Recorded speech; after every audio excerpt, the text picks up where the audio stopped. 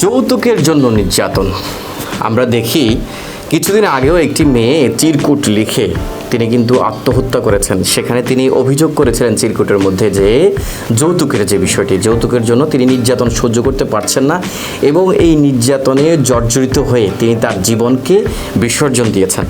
আসুন যৌতুকের যে আইনটি রয়েছে সেখানের যে বিষয়টি রয়েছে, এখানে যৌতুকের আইনটির সর্বোচ্চ শাস্তি কিন্তু এখানে মৃত্যুদণ্ড রয়েছে। এখানে কিন্তু কঠিন একটি শাস্তি, যেটি যদি আমরা জানি তাহলে এক্ষেত্রে যৌতুকের ভয়াবহ শাস্তির কথা যদি আমরা জানতে পারি বা হৃদয়ঙ্গম করি, তাহলে অনেকটাই যৌতুকের মতো একটা ঘৃণিত যে কাজটি আছে সেটি আমরা সেটি থেকে আমরা অনেকটাই পরিত্রাণ পাবো, বা যৌতুকের নেয়ার জন্য যারা উদ্বেলিত হয়ে থাকেন বা এই নিকৃষ্ট ঘৃণিত একটি বিষয়ের সাথে যাদের জড়িত থাকার সম্ভাবনা থাকে, এরাই কিন্তু অনেকটা সতর্ক হয়ে যাবেন। যৌতুকের বিষয়টি এখানে আমরা নারী ও শিশু নির্যাতন দমন আইন এবং যৌতুক নিরোধ আইন, দুটি আইন রয়েছে যেখানে হচ্ছে এই যৌতুকের বিষয়টি রয়েছে।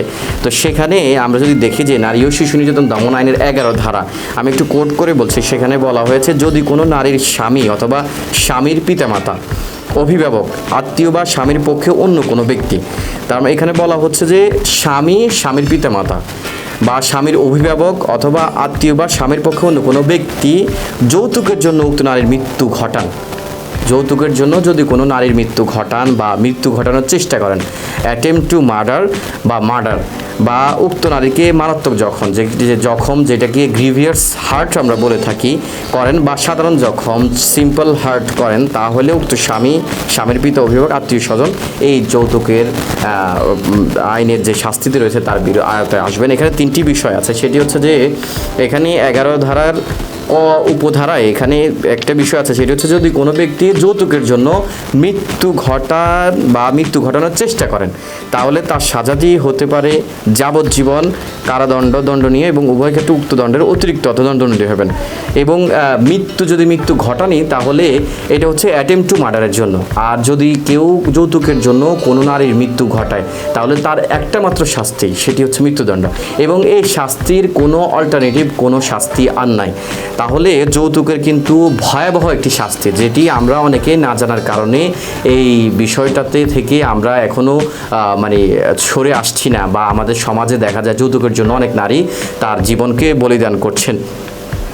তাহলে যদি কোনো ব্যক্তি যৌতুকের জন্য তার স্ত্রীর মৃত্যু ঘটায়, তাহলে সেখানে শুধুমাত্র একটি শাস্তি, আমরা সাধারণত দেখি যে অনেক শাস্তির ক্ষেত্রে অল্টারনেটিভ শাস্তি থাকে সর্বোচ্চ এবং সর্বনিম্ন, কিন্তু যৌতুকের কারণে যদি কোনো স্ত্রীর মৃত্যু ঘটায়, তাহলে সেখানে সর্বোচ্চ শাস্তি হচ্ছে মৃত্যুদণ্ড এবং সর্বনিম্ন শাস্তি মৃত্যুদণ্ড। সুতরাং এই ধারায় কোনো অল্টারনেটিভ কোনো শাস্তির বিধান নাই। এবং যদি মারাত্মক জখম করে যৌতুকের জন্য, যেটি 11 ক্ষয়ের উপধারায় বলা আছে যে মারাত্মক জখম করিবার জন্য যাবজ্জীবন সশ্রম কারাদণ্ড এবং অনধিক 12 বছর, কিন্তু অনন্য 5 বছর সশ্রম কারাদণ্ড। আর পাশাপাশি যদি সিম্পল হার্ট হয় 11 গ ধারা, যেটি হচ্ছে অনেক ক্ষেত্রে আমরা দেখি যে অনেক সময় মিথ্যা মামলাও হয়ে থাকে। এটি আমার আগের ভিডিও, যারা আমার ভিডিওকে ফলো করেন তারা দেখতে পাবেন এই ভিডিওগুলোর মধ্যে। আসলে আমরা এখানে আইন বিষয়ে আলোচনা করে থাকি। একটু বলে রাখি যে যদি আপনারা এই চ্যানেলে নতুন হন, তাহলে আমার এই চ্যানেলটি সাবস্ক্রাইব করে রাখবেন এবং নোটিফিকেশন বাটনে আপনারা একটু বেল আইকনটিকে প্রেস করে রাখবেন, যাতে ভবিষ্যতে আপনার যে আইন বিষয়ে যে পরামর্শগুলো আমরা দিয়ে থাকি, সিরিজ যে পরামর্শগুলো, সেগুলো আপনারা পেতে পারবেন।